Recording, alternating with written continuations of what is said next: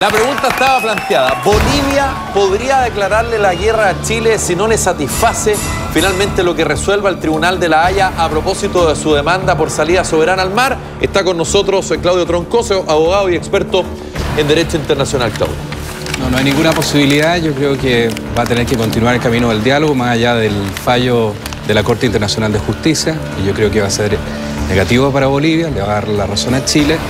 Y como países vecinos tendremos que profundizar las relaciones y buscar solución a nuestros problemas comunes. A tu juicio, Claudio, ¿significa que en una de esas La Haya ni siquiera recibe ni acoge el reclamo boliviano? No, el tribunal tiene que recibirlo, tiene que escucharse las partes y tiene que resolverse. Esto va a demorar 4 años. 4 años. 4 años. Y en estos 4 años los ambientes se pueden ir subiendo quizás de tono, siendo más polémicos, porque ya hemos visto incluso varios videos de los entrenamientos en Bolivia que son bastante potentes. No sé si el señor director me puede mostrar uno ¡Viva para... Bolivia! ¡Hacia el mar! ¡Fuera Chile! ¡Viva Bolivia! ¡Hacia el mar! Bueno, eso es parte de su supuesto entrenamiento militar, en donde los discursos son bien antichilenos, por decirlo de alguna manera.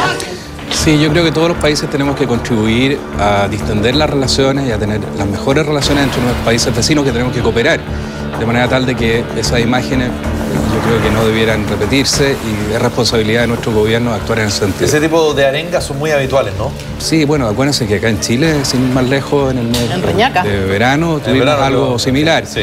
Todos tenemos que esforzarnos que ese tipo de arengas no se produzcan. Pero eso ayuda también a caldear los ánimos entre los países, finalmente. Bueno, por eso mismo es responsabilidad nuestra de serenar los ánimos. Ahora, existió la guerra de la Confederación Perú-Boliviana, existió la guerra del Pacífico, donde Perú y Bolivia fueron aliados.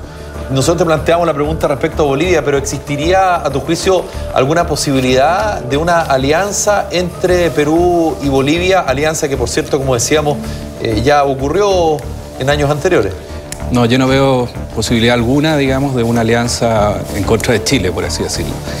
Con Perú vamos a tener nuestro fallo dentro de poco. Yo creo que, vuelvo a insistir, se le va a dar la razón a Chile en su zona de 200 millas, el paralelo, y vamos a profundizar las relaciones con Perú. Y eso tiene que ver, perdona, Sanfate, y eso tiene que ver porque en una de esas hay un rechazo mayoritario de la comunidad internacional, o porque efectivamente ni Perú ni Bolivia tienen el armamento suficiente como para poder de alguna manera generar un ataque o una invasión a territorio chileno. Yo creo que en el siglo XXI es otra época de la historia y no están dadas las condiciones para ningún conflicto vecinal de esas características y espero, sinceramente, y creo que va a ser así, no vamos a llegar a ninguna de esas hipótesis. A propósito de eso mismo, cuando pide mar Bolivia, ¿estamos frente a un, ¿cómo decirlo?, acto patriótico legítimo o es puro populismo gubernamental nada más? No, ellos tienen esa aspiración, la van a seguir teniendo. El tema va a tener que seguir siendo objeto de los diálogos correspondientes, pero nosotros tenemos que guiarnos por el derecho y por los tratados, digamos. Entonces las fórmulas que se exploren tienen que ser bajo ese marco.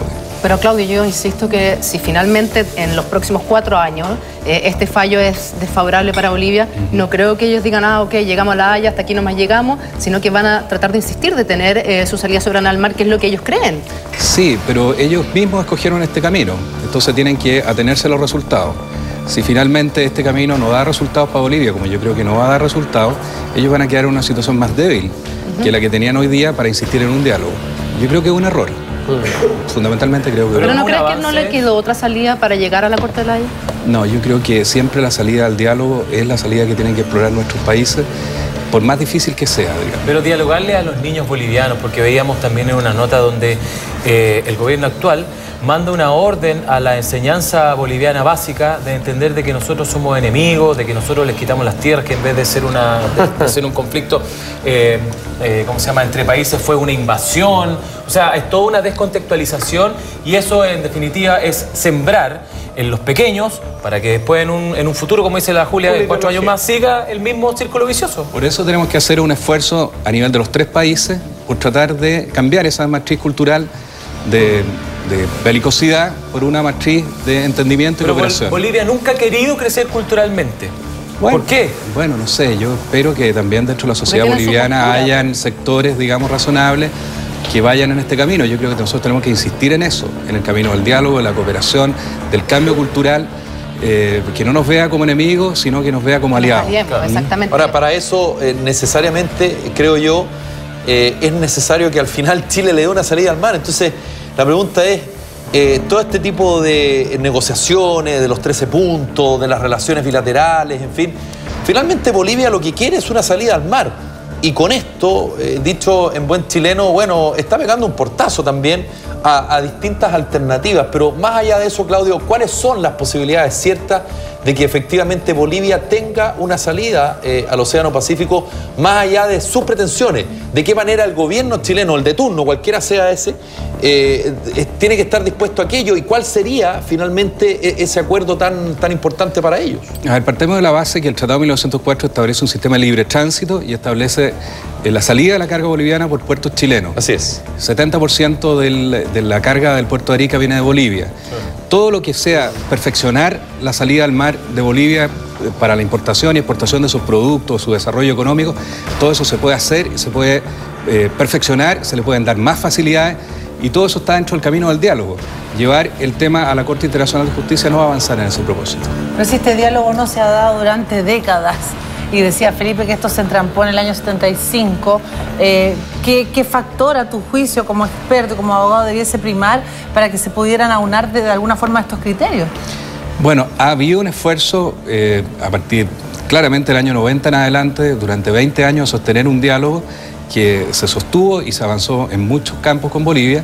Llegó un momento que el presidente Morales decidió desahuciar esa alternativa y llevar esto al Tribunal Internacional. Yo creo que para ellos va a ser una pérdida de tiempo y va a ser un gasto y van a terminar en peores condiciones que las que Pero lo que determinen en 4 años más este Tribunal Internacional, lo que ellos determinen, ahí se zanja el tema y se acabó, ya no se puede volver a apelar y se acabó el tema. Claro, es inapelable el fallo de la Corte, van a quedar en peores condiciones porque ya va a tener un fallo, un Tribunal Internacional que le va a decir que no tiene derecho a una salida al Océano Pacífico. Chile tiene el toro por la aspa. Ya ahí Chile ni siquiera tendría que ser simpático en términos de puerto con los bolivianos en ese aspecto. Claro. No, nosotros tenemos que seguir nuestra relación con Bolivia y nuestra relación de facilidades portuarias, porque están dentro de los tratados, tenemos que cumplirlos y si es posible perfeccionarlo, hay que hacerlo. Somos países vecinos, tenemos que cooperar entre nosotros. Claudio, el discurso suena súper bien, yo entiendo, somos países vecinos, deberíamos Chile, Bolivia, Perú unirnos y finalmente potenciarnos dentro de la región. Es como lo ideal, lo utópico que todos soñamos. Claro, pero la realidad es que nosotros somos los malos vecinos, que estamos con 2 demandas ante la Haya y que finalmente esto del diálogo y de solucionar las cosas a través de la diplomacia parece que no... Como que no lo permitimos. Que no va. Nosotros hemos insistido en esa estrategia. Si nuestros vecinos han querido llevar los tribunales, no tenemos otra alternativa que comparecer ante los tribunales y hacer presente nuestra posición. Terminada la instancia ante los tribunales, vamos a tener que retomar el diálogo. Ahora, ¿para qué entonces existen los tratados internacionales si es que en el punto, por ejemplo, Perú, con un tratado específico, que no lo reconoce, que dice que es para la pesca y no es un tratado de límite marítimo, y Bolivia, que no reconoce el tratado de 1904, la pregunta, entonces, ¿por qué existe finalmente los tratados internacionales? ¿O solo porque tenemos malos vecinos? No, los tratados internacionales existen.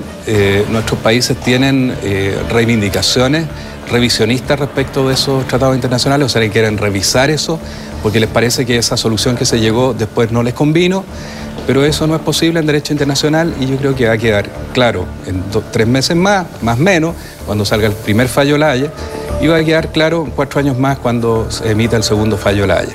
Entre medio y hacia el futuro tenemos que seguir el diálogo. Ahora, desde el punto de vista interno de Chile, Claudio, en el hipotético caso que la Corte de la Haya le diera toda la razón a Perú, o parte de ella, bueno, se va a generar una situación interna bien compleja, ¿no es verdad?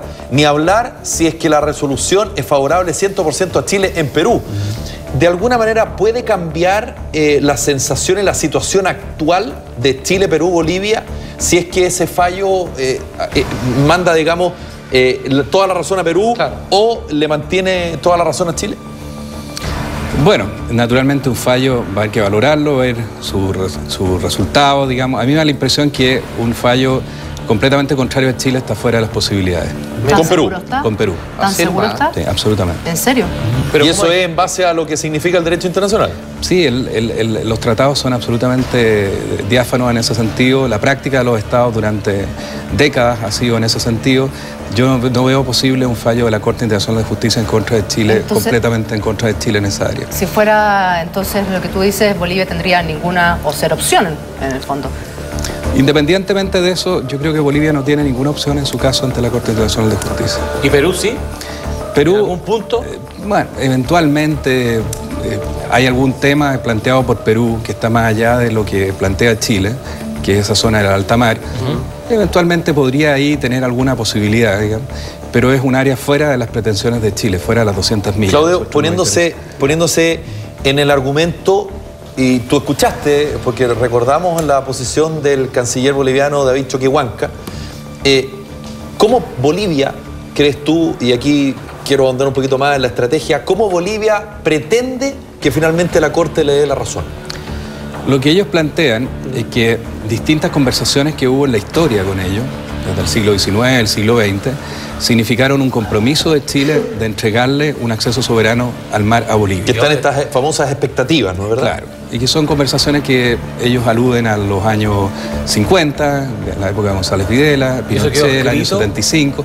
Hubo tratativas y hay registro de esas tratativas. Y ellos tienen, obviamente, el registro de esas tratativas. Pero eso son parte de negociaciones. Pero son parte de negociaciones. Alguien lo explicó muy bien, en el sentido de que usted puede encontrar con alguien, negociar la venta de un auto, por ejemplo, una casa, claro, y están a punto de firmar la escritura, y resulta que, no sé, surgió otro problema, no se firmó, no se llegó a acuerdo.